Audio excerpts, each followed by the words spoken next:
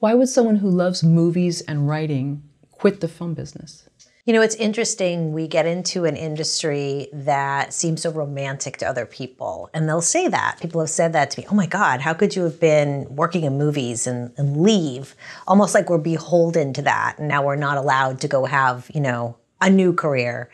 And even though there were many aspects of movies that I loved and continue to love, there were a lot of areas that were challenging, like distribution for your movie, financing your movie. And you'd spend years putting together a film, writing it, finding the team, finding the money. You put a labor of love into it, and then nobody would buy it and nobody would see it. And that to me just was a little bit too heartbreaking for longer than 20 years. And so you made a feature film, was it, at 19? I made 11 films, and I started at 21. And the first couple ones, Callista Flockhart, who ended up becoming Ally McBeal, she was in a film that we were sort of an associate producer on, which is kind of how you get started when you're young. In I don't know if it's the same now, but back in the day, that's what it was. And what that basically meant is we found something for free, basically. Because that's how you operated then, because everybody was on such a shoestring.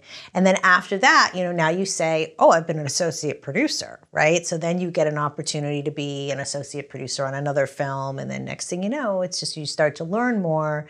And then you're able to start taking on producer credits. Did anyone sit you down in the beginning and say, you know, this is a get ready to wait type of a business, and people will tell you all sorts of stuff, and then you'll never hear from them again? Or did you have to learn that? There were no mentors.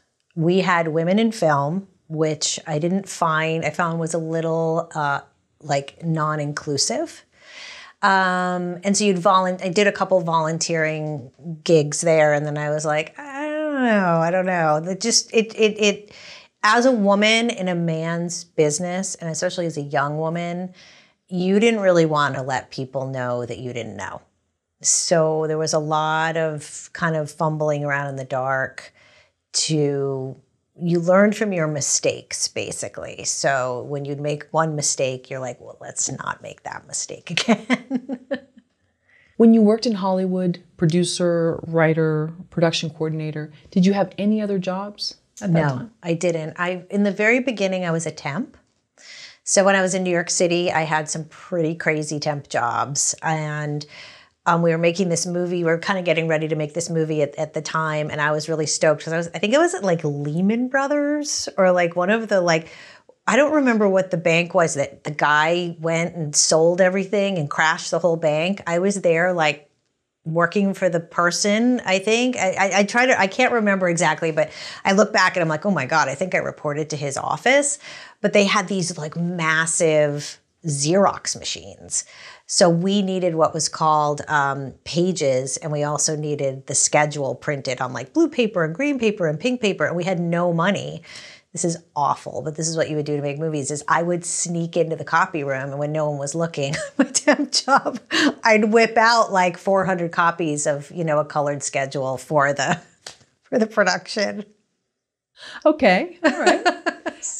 And no one found out? No, I was pretty wily. Okay. And I did my job. I got my job done, but it was a little bit too in the movie business that I felt there was this like justification that as I grew into more integrity in my life, and especially the business I'm in now, my company, A Story Inside, I had to look back, and there were a lot of things that you were kind of expected to do or thought you had to do for the art.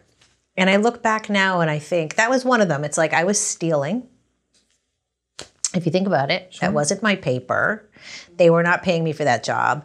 And we would do other things like, you know, fill water bottles that we'd bought maybe one Poland Spring bottle, and then we'd fill it with a hose for the rest of the production, but we wouldn't tell anyone. You know, you know, and then you'd be like, well, it saves money and it's for the art. And I just, over time, you start to think, I don't want to try to unpay people and rip people off anymore. It just doesn't feel like that's what that art should be.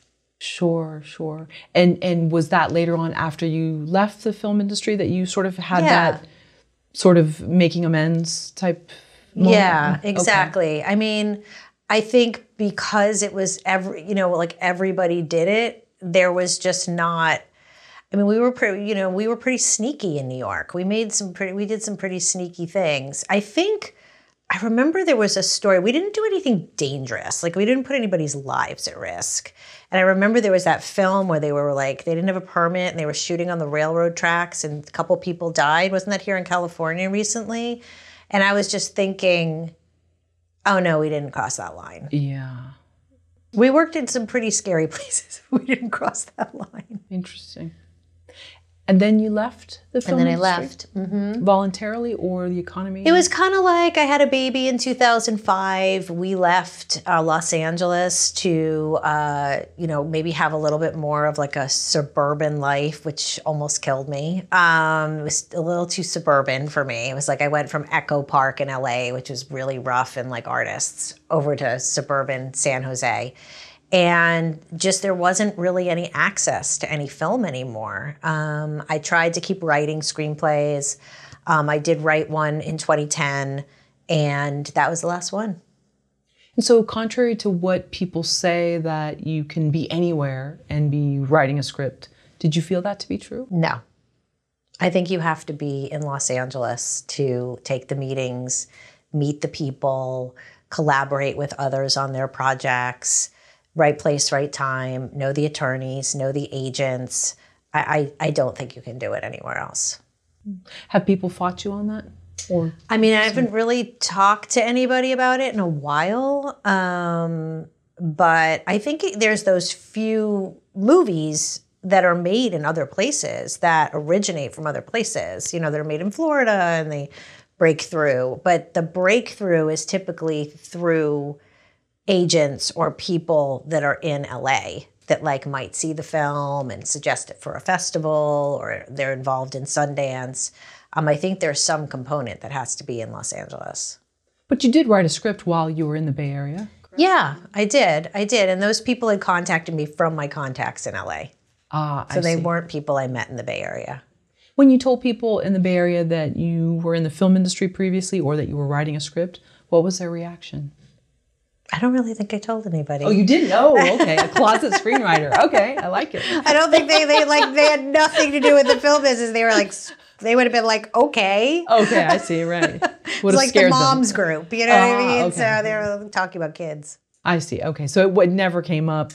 Yeah, meanwhile, I was writing this like horrific torture script, so I don't think it would have been like great conversation. Sure, you wouldn't have been invited to the birthday party. Exactly. Anyway. Yeah. They'd be like, look out, watch out for her. Right.